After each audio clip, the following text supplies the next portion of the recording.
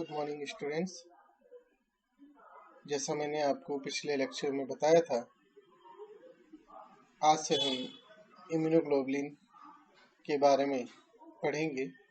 Immunoglobulin के types, उनकी properties, उनके फंक्शंस के बारे में जानकारी लेंगे। मैं doctor Prakash Chandra Sharma, department of zoology, SPC government college Ajmer. चलिए आगे बढ़ते। तो सबसे पहले यहाँ दो शब्द आते हैं, इम्यूनोग्लोबुलिन और एंटीबॉडी। ये शब्द हम प्रायः सिनोनिम के रूप में यूज करते हैं, लेकिन इनमें कुछ अंतर भी है, उसको भी आपको ध्यान रखना है। तो सामान्य तौर पे हम देखें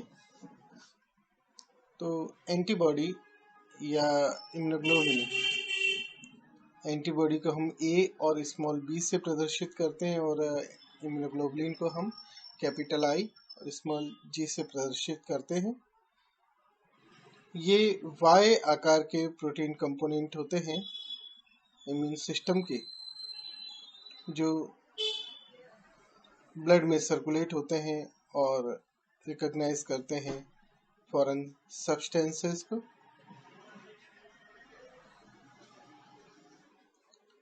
तो यहाँ पर ये आइडेंटिफाई कर रहे हैं और न्यूट्रलाइज कर रहे हैं फॉरेन ऑब्जेक्ट्स को, लाइक पैथोजेनिक बैक्टीरिया, वायरसेस आदि को।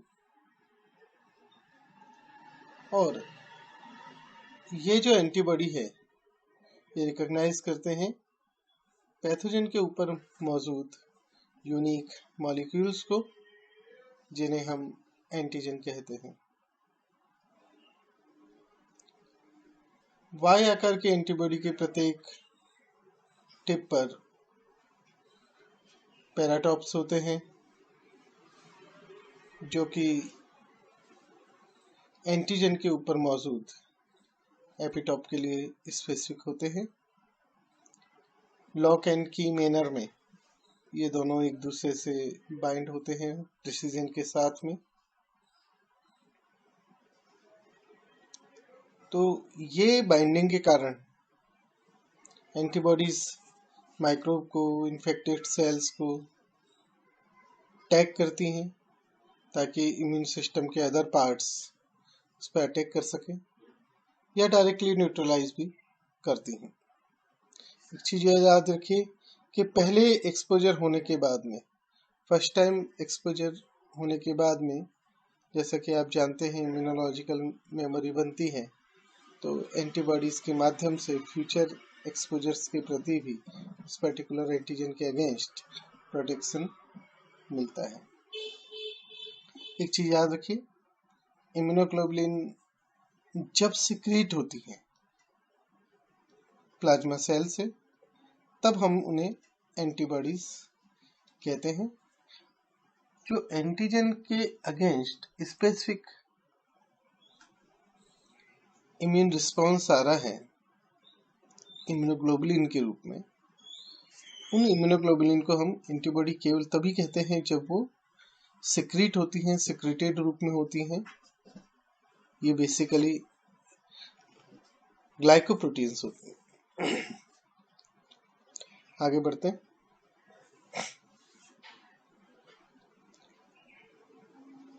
जब कोई एंटीजन रिएक्ट करता है बीसीआर से,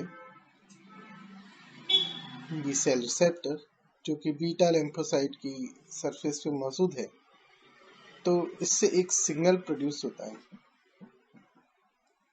जिसके कारण ट्रांसक्रिप्शन फैक्टर का एक्टिवेशन होता है और अल्टीमेटली एंटीबॉडीज का जो सिंथेसिस है वो स्टिमुलेट होता है।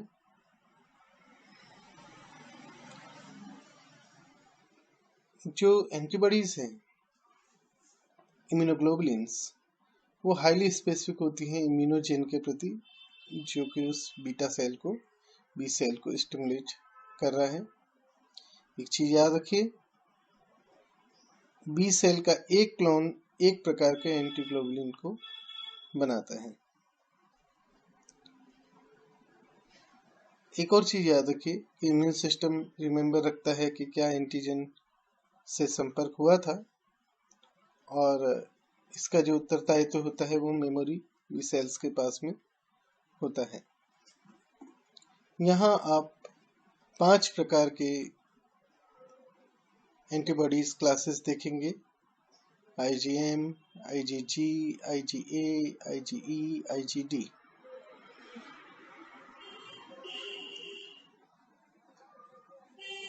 Antibodies B cells and T cells के साथ साथ सबसे इम्पोर्टेंट बैटरी है एडेप्टिव इम्यून सिस्टम की।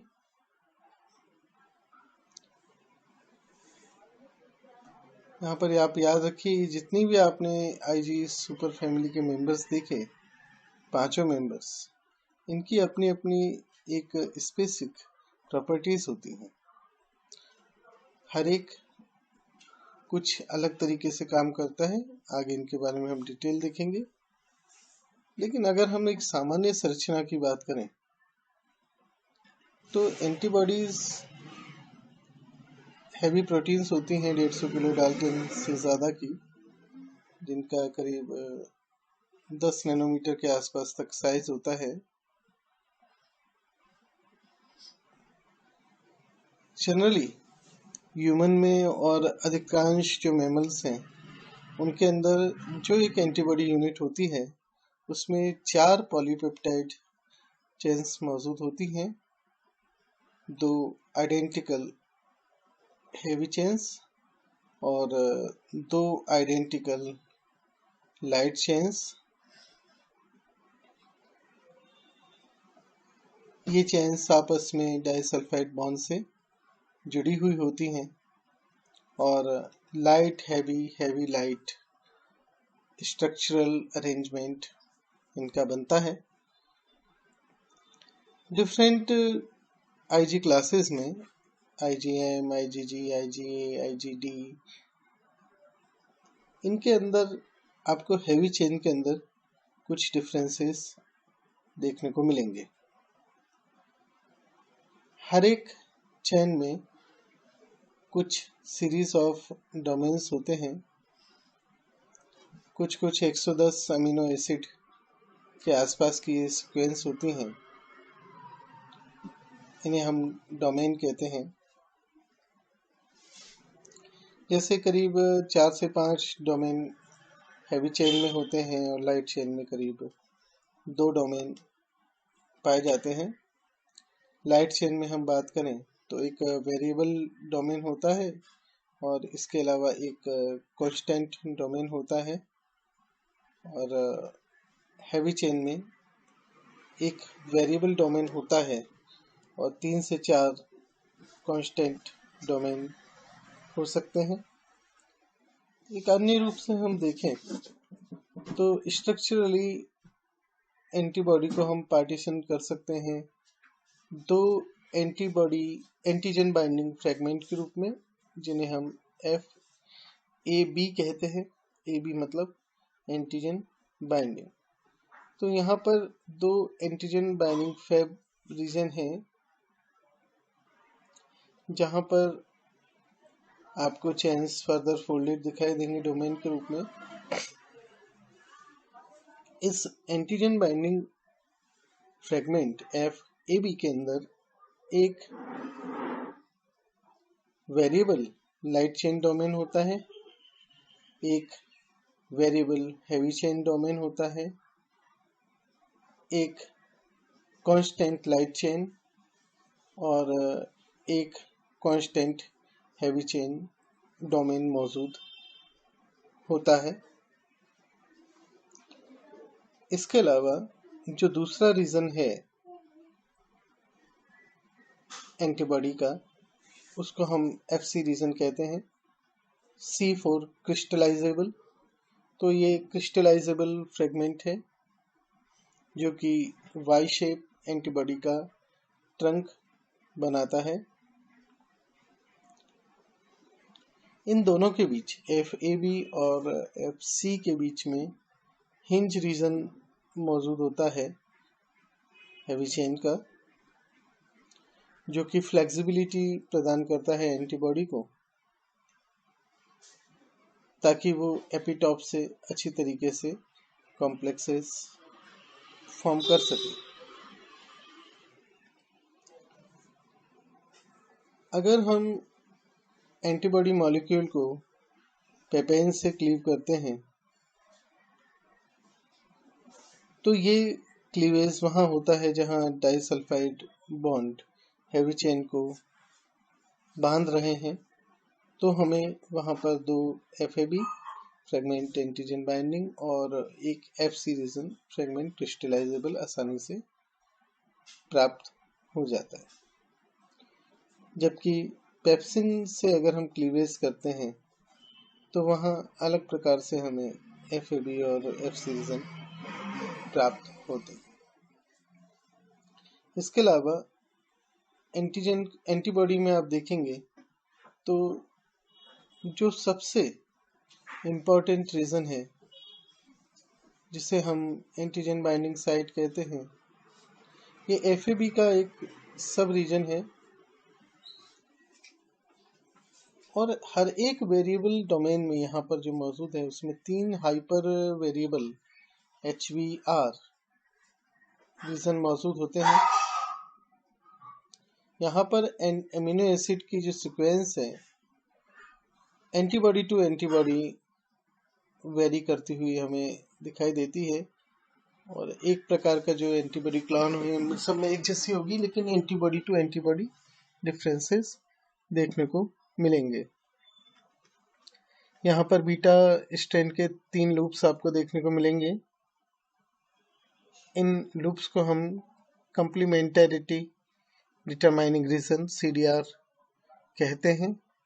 ये हर एक लाइट और हेवी चेन के लिए ये चीज़ आपको देखने को मिलेगी।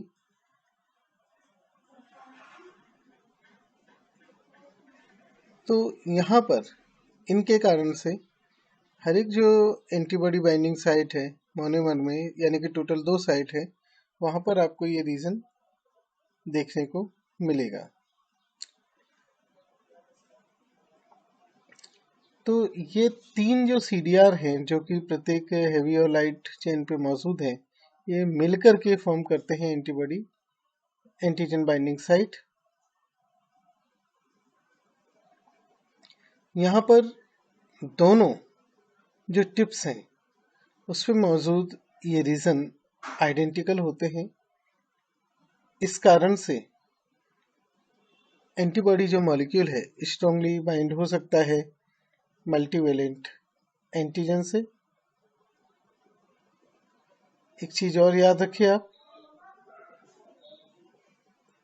जो FC रीजन है उसका मुख्य रोल होता है इम्यून सेल एक्टिविटी को मॉड्यूलेट करने का।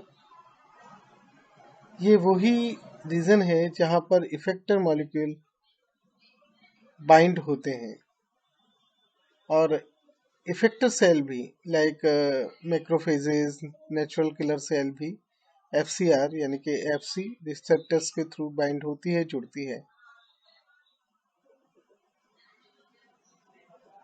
हर एक जो FC रीजन है उसका